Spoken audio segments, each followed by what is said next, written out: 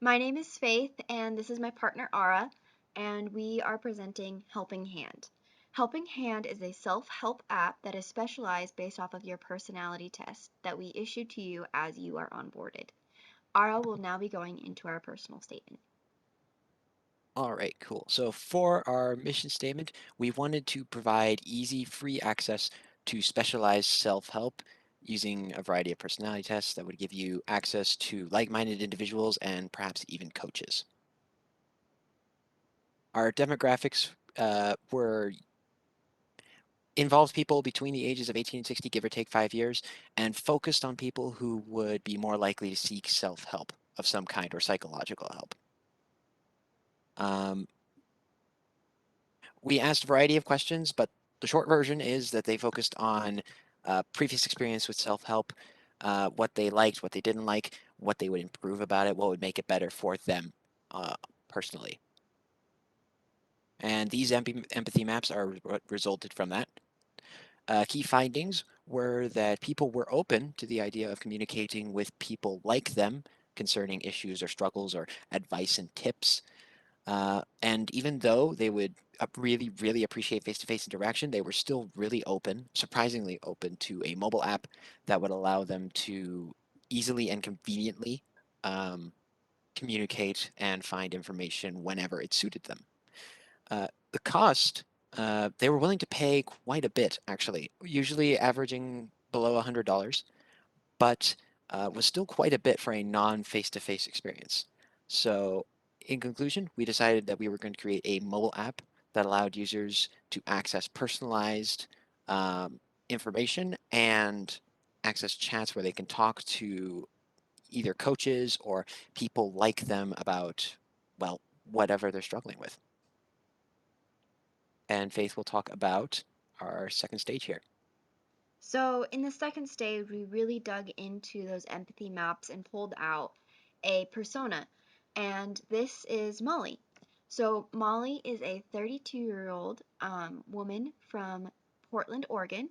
She is a business analyst and has just recently encountered a tragedy in her family. Her brother passed away, and she has always kind of struggled with her worth and self worth, but after her brother's passing, it's been much, much worse.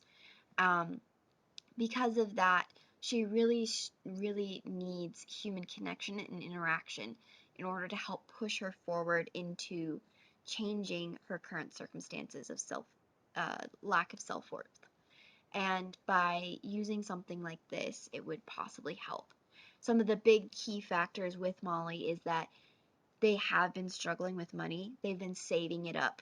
And so she would need something that didn't cost as much. She also really struggles with communication and has a fear of judgment that can be imposed. She also has an issue with motivation. And so all of those things we wanted to make sure to keep in mind when we created our app.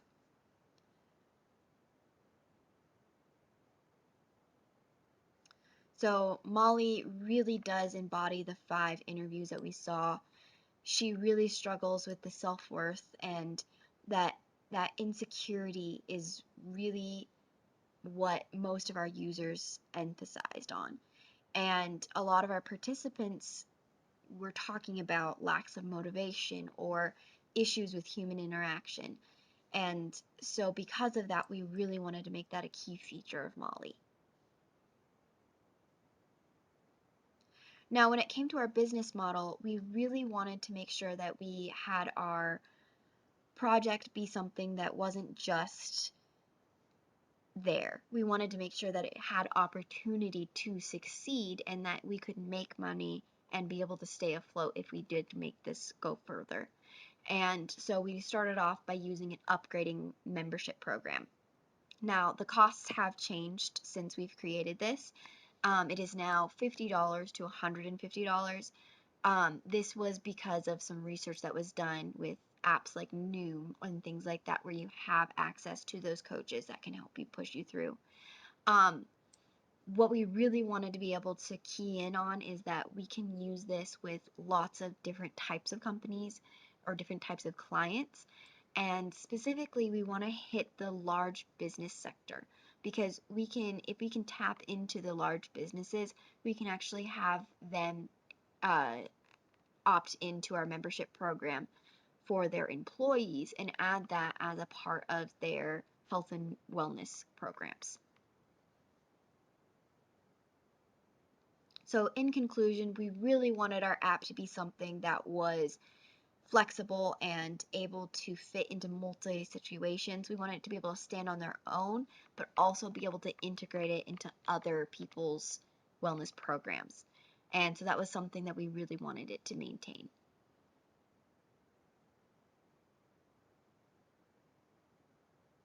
All right, so for this stage, we were doing our well, we were brainstorming essentially, and we used the dreamer, realist, and critic formula that we learned about in class.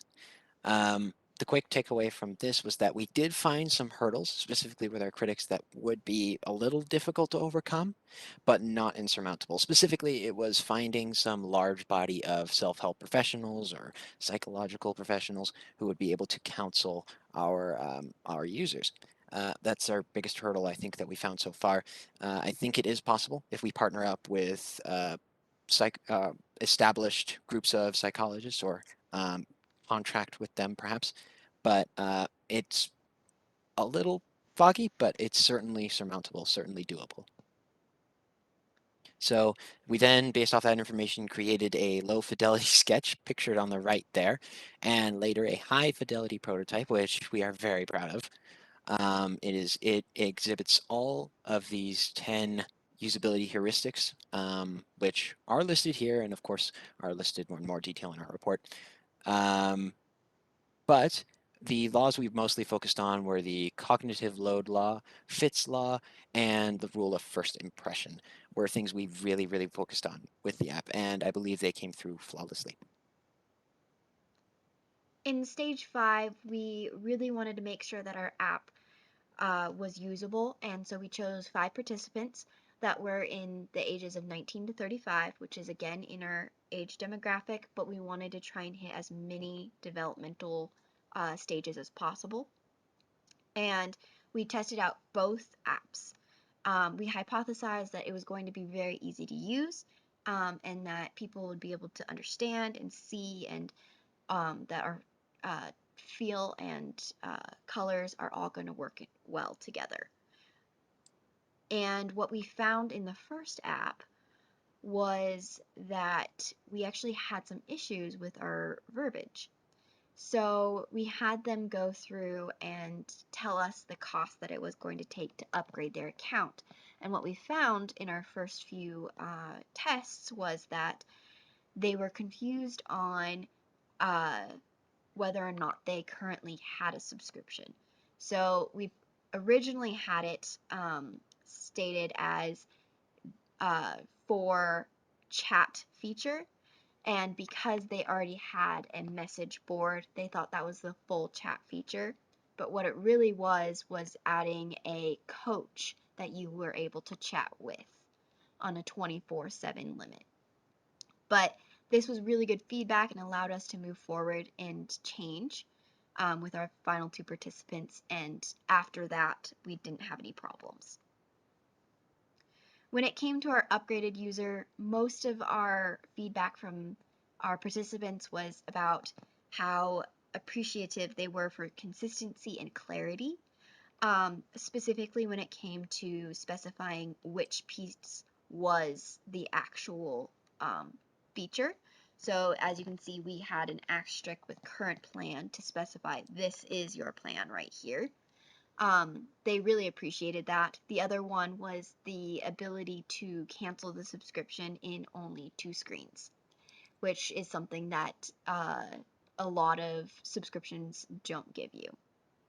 Now, a couple of things that we did note was that the login button versus where it was to confirm to log out, there was a large gap and it did take people a little bit of time to get to it.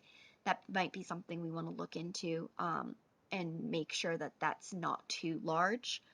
The other thing that we also noticed is that the back button that we have at the tops of our screens was a little hard for some of our participants to click. So that might be something that we want to do more research in when we actually get physical iPhones to check this on. And Good. so that concludes our presentation. Um, we really enjoyed and learned a lot from this class, and hope to see you again next semester. Thank you, Dr. Stanley.